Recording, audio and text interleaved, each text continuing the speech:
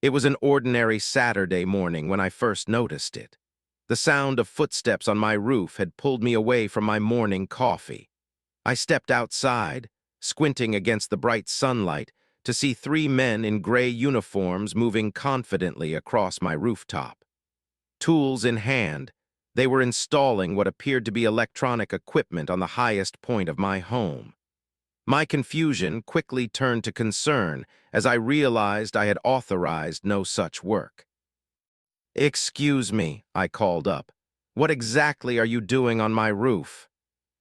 The youngest of the workers glanced down with casual indifference. "HOA authorized work, sir. Nothing to worry about." Nothing to worry about? These strangers were drilling into my roof tiles without so much as a courtesy notice. I demanded more information, and the crew leader reluctantly climbed down his ladder to speak with me. He wiped sweat from his brow and handed me a wrinkled work order with an illegible signature at the bottom. "These are industrial-grade Wi-Fi repeaters," he explained, pointing to the sleek metal boxes they had been mounting. "They will boost the community internet service throughout the neighborhood. Your house has optimal positioning for coverage." "But why was I not informed about this?" I asked, studying the vague paperwork that mentioned nothing about compensation or liability. The man shrugged. "Orders come from the board. We just install the equipment. If you have questions, you will need to contact them directly." I immediately pulled out my phone and called the HOA board president, straight to voicemail. I tried the general management office, closed until Monday.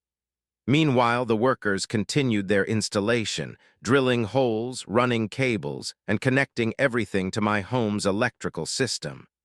By the time they packed up their tools and drove away, I stood in my yard holding useless paperwork and watching my roof now adorned with equipment I never approved. That evening, I noticed my internet speed had decreased significantly. A quick check of my electrical panel confirmed my fears. These devices were drawing power from my home. I sat at my kitchen table, anger building inside me as I realized the full extent of this violation.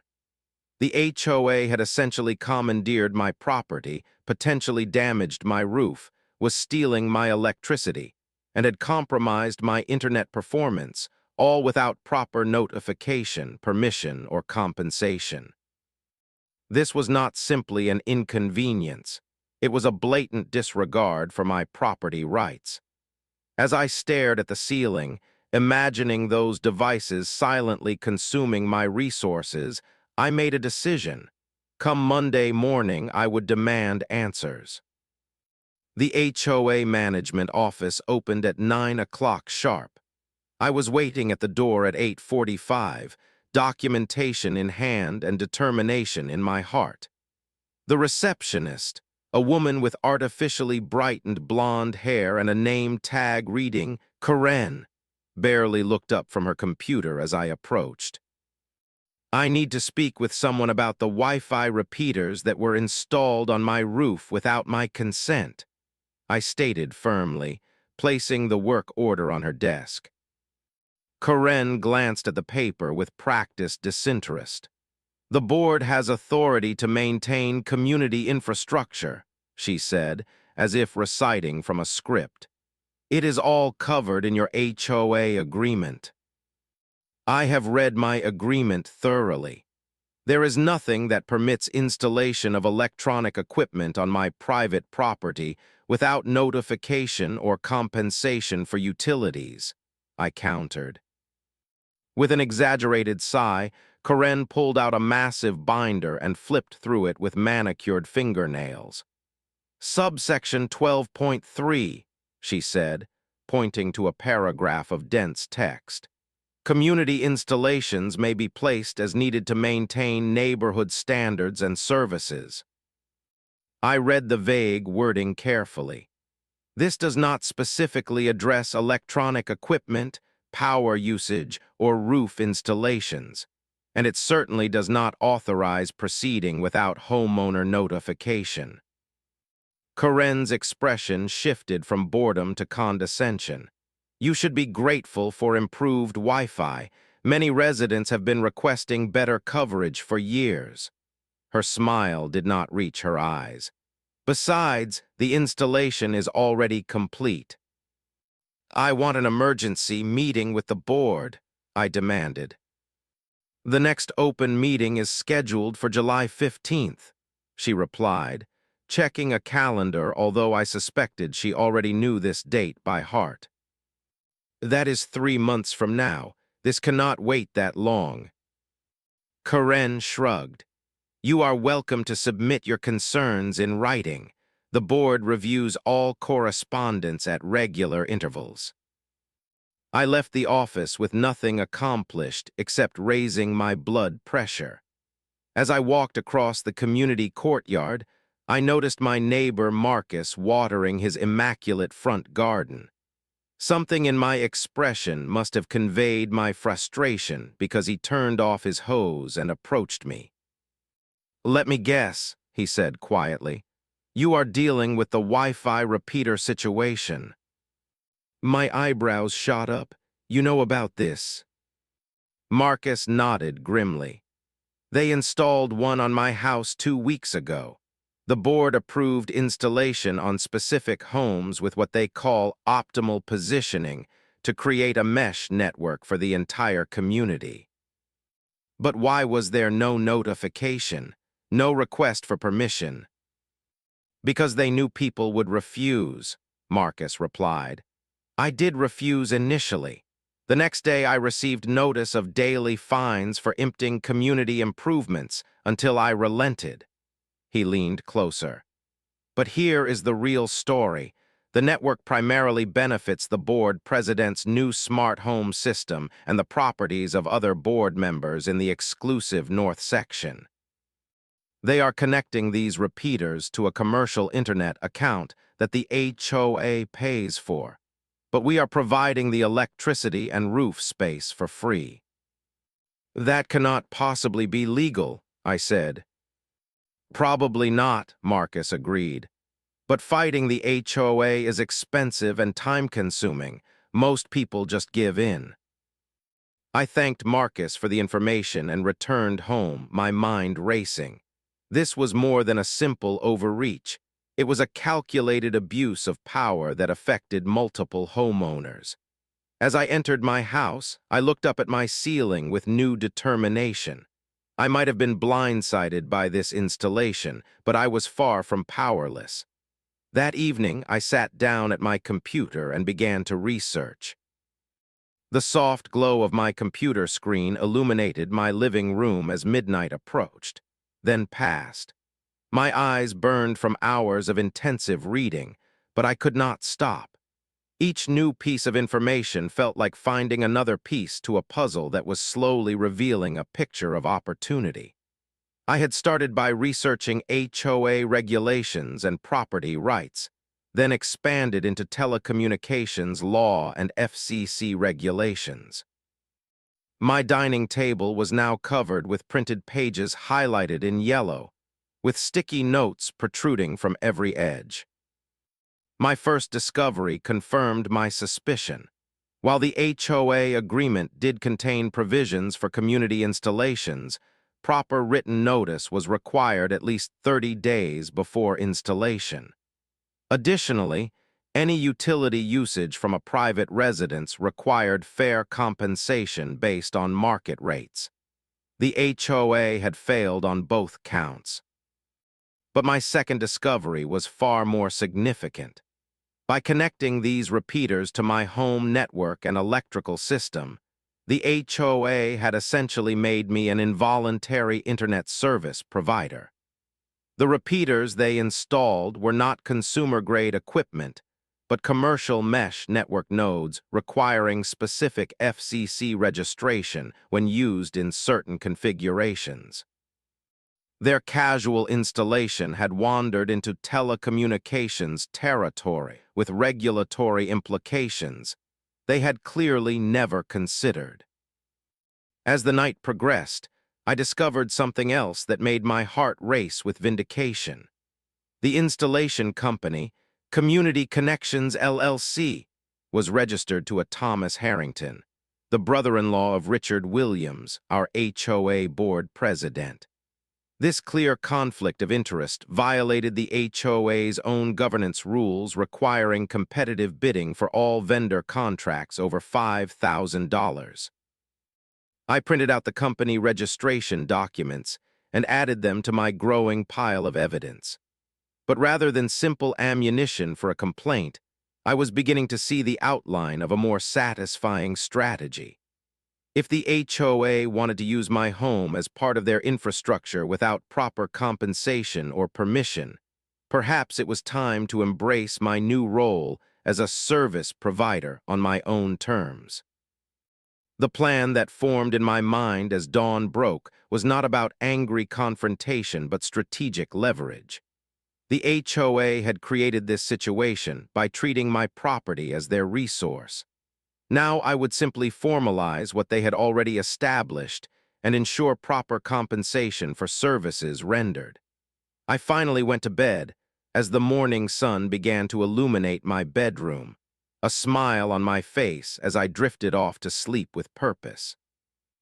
The following morning, I began implementing my plan with methodical precision. First, I documented everything related to the installation. I took detailed photographs of the repeaters, the cable connections, the roof mounting points, and the connection to my electrical system. I installed a dedicated electricity usage monitor to track exactly how much power the HOA equipment was consuming. I saved all communications with the HOA office and made notes about my conversation with Marcus. Next, I consulted with a telecommunications attorney who specialized in FCC regulations and property rights. When I explained my situation, his initial surprise quickly turned to professional interest. "This is actually not as uncommon as you might think," he explained over video conference. "HOAs and landlords frequently overreach when it comes to telecommunications equipment, but few homeowners recognize the leverage they actually have in these situations." He confirmed my research. By using my property and utilities without fair compensation, the HOA had opened itself to potential legal action. More importantly, he helped refine my strategy from confrontational to transactional. Rather than simply fighting them, consider formalizing the arrangement on your terms, he suggested.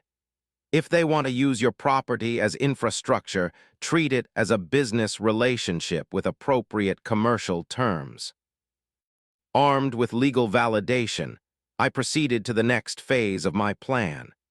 Rather than immediately confronting the board, I contacted Blue Star Networks, a competing internet service provider known for their business-class service with guaranteed bandwidth and transparent commercial terms.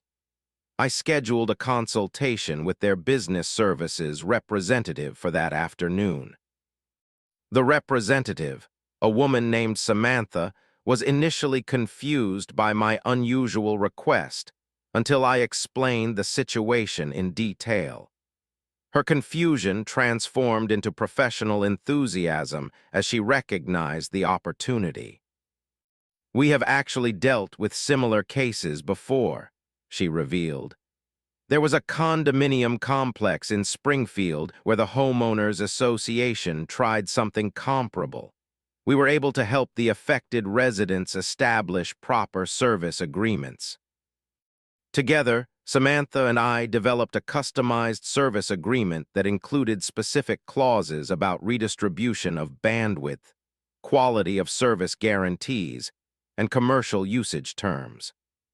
The plan included installation of a business-class fiber connection with significantly higher capacity than my previous residential service, along with monitoring tools that would allow me to track exactly how much bandwidth the HOA repeaters were consuming. I scheduled the installation for the following Monday morning, deliberately choosing a time when I knew most board members would be at work. That weekend, I installed security cameras around my property to document everything that would happen next. There was a sense of calculated anticipation as I transformed from violated homeowner to strategic operator, preparing to turn the tables on the HOA that thought they could take advantage of me. Monday morning arrived with promise. The Blue Star Network's technician, a competent professional named Raj, efficiently installed the new business-class fiber connection to my home. Following my instructions, he configured the system to appear normal to the HOA repeaters while enabling detailed monitoring of bandwidth usage. This monitoring dashboard will give you complete visibility into how much data is flowing through your network, including what percentage is being consumed by those repeaters, Raj explained as he showed me how to navigate the user interface. You can generate detailed reports hourly, daily, or monthly, whatever works best for your purposes. Raj also helped me fine-tune my electricity monitoring system to capture precise power consumption data from the HOA equipment. By early afternoon, my monitoring infrastructure was complete and already collecting data. I now had complete visibility into exactly how the HOA was using, or rather, exploiting, my resources. Just out of professional curiosity, Raj asked as he packed up his equipment, what prompted you to go with a business-class connection for a residential property? It is significantly more expensive. I smiled. It is an investment. Sometimes you have to spend money to make money. Over the next 2 weeks, I meticulously logged everything. The data told a compelling story. The HOA repeaters were consuming nearly 40% of my total bandwidth during peak hours and drawing enough electricity to noticeably impact my utility bill. Using this information, I created a professional bandwidth usage report and calculated appropriate commercial rates for the services I was providing. Working from templates provided by my attorney, I drafted a formal telecommunications services agreement that established clear commercial terms for services rendered to the HOA. I included monthly charges for bandwidth usage, electricity consumption, equipment housing, roof space rental, and administrative fees for managing the service. I had each document notarized to add an additional layer of formality and legitimacy. As the data accumulated, I refined my calculations and prepared an official invoice. The final amount was substantial, reflecting not just actual costs but commercial rates that any business would charge for similar services. There was a profound satisfaction as I printed out the final invoice on high-quality paper, placed it in a professional presentation folder, and prepared multiple copies for distribution at the upcoming HOA meeting. The monthly HOA meeting was scheduled for Wednesday evening in the community clubhouse. I arrived 30 minutes early, accompanied by my telecommunications attorney who had agreed to attend as an observer.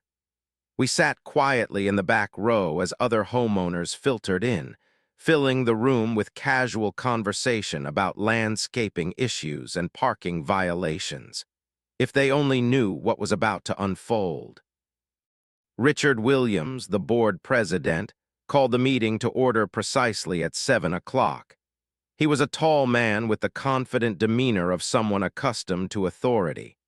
As he progressed through the agenda with practiced efficiency, I noticed how he skillfully minimized discussion on contentious topics and emphasized his achievements. When he reached open forum at the end of the meeting, he glanced at his watch with obvious impatience. "We have time for 2 or 3 brief comments from the community," he announced. "Please keep your remarks under 2 minutes." I was the first to approach the microphone.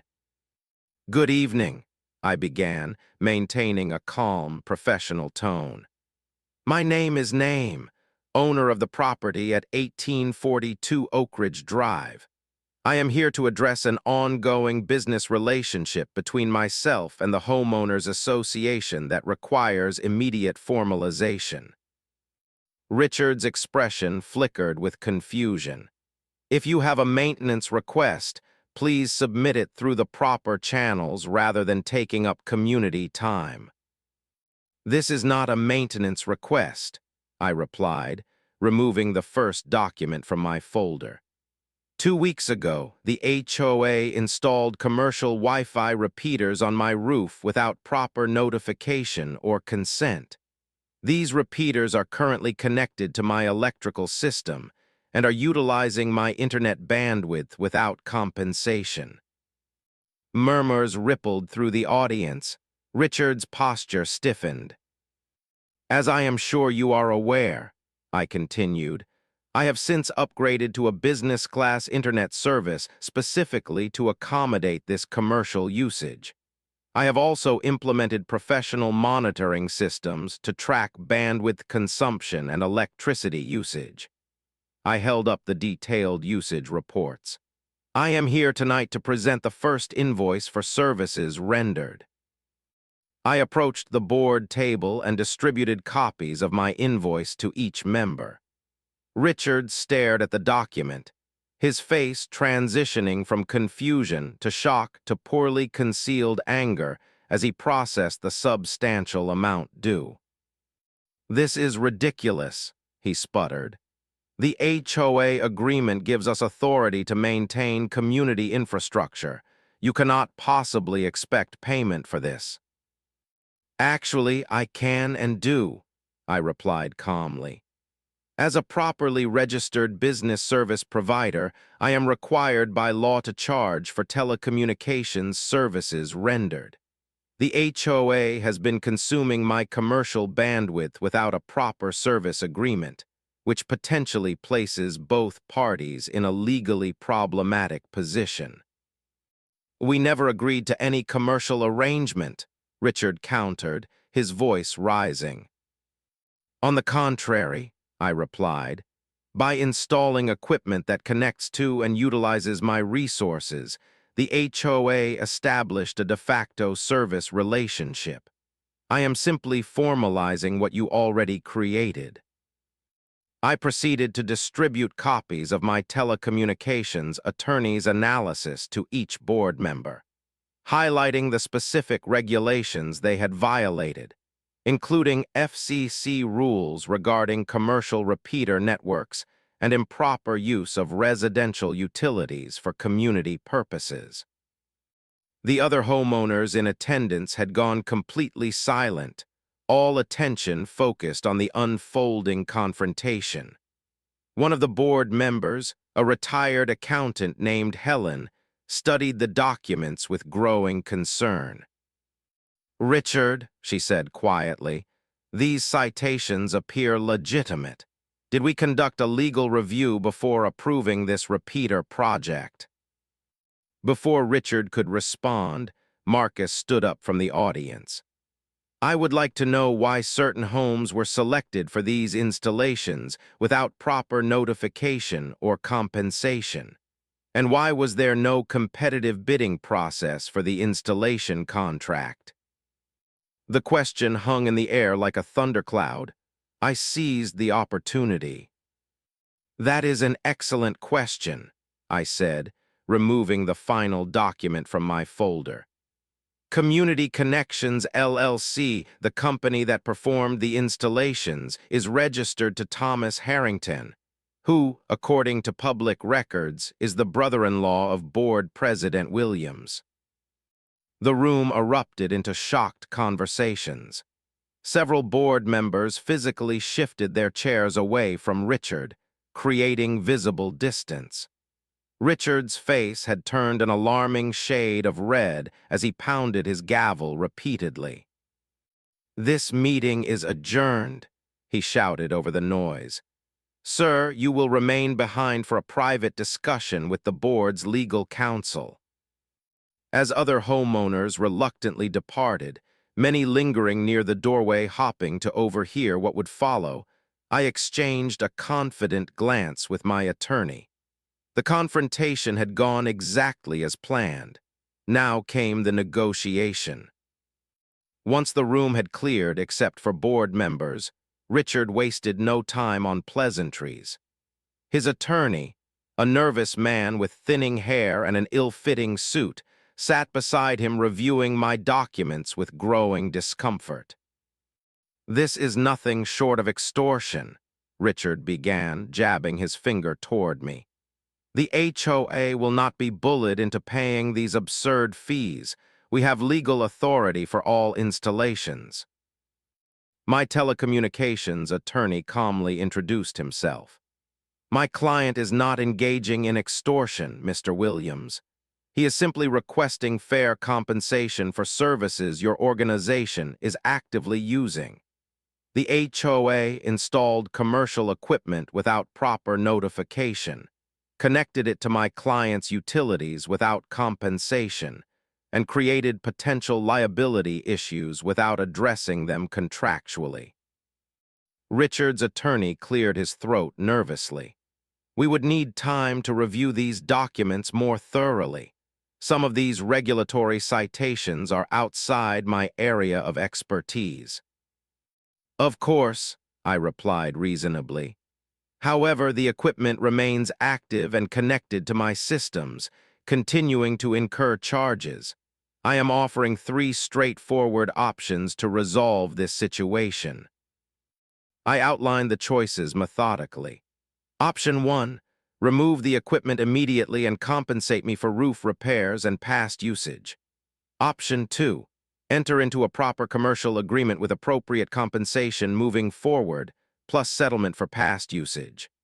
Option 3, I file formal complaints with the FCC, the Public Utilities Commission, and the State Attorney General's Office regarding unauthorized telecommunications activity and HOA governance violations. The room fell silent as the implications sank in. Richard's attorney whispered something in his ear, and his aggressive demeanor subtly shifted. "Perhaps we have acted hastily regarding proper notification," Richard conceded reluctantly. "However, these fee structures are completely unreasonable. No HOA could afford these rates." "These are standard commercial rates for telecommunications services," my attorney countered. "If the HOA desires to operate as a service provider using private resources, it must be prepared to pay market rates or develop its own independent infrastructure." What followed was 90 minutes of intense negotiation. Richard attempted various tactics, minimizing the importance of the repeaters, suggesting token compensation, even implying potential retaliation through selective enforcement of HOA rules against my property. Each time, my attorney and I maintained our position, backed by documentation and regulatory citations. The HOA attorney, increasingly uncomfortable with Richard's tactics, eventually began steering him toward compromise. "Richard, there are legitimate issues here that could expose the association to liability beyond just these fees." As the discussion progressed, we gradually reached an agreement. The HOA would properly compensate me for bandwidth, electricity, and roof usage going forward at rates slightly below my initial proposal, but still profitable. They would pay a reasonable settlement for past usage. Most importantly, the HOA would be required to offer similar compensation to all affected homeowners or remove their equipment within 30 days. Richard's final concession came grudgingly. As we reviewed the preliminary agreement document his attorney had drafted, his expression revealed a man unaccustomed to defeat.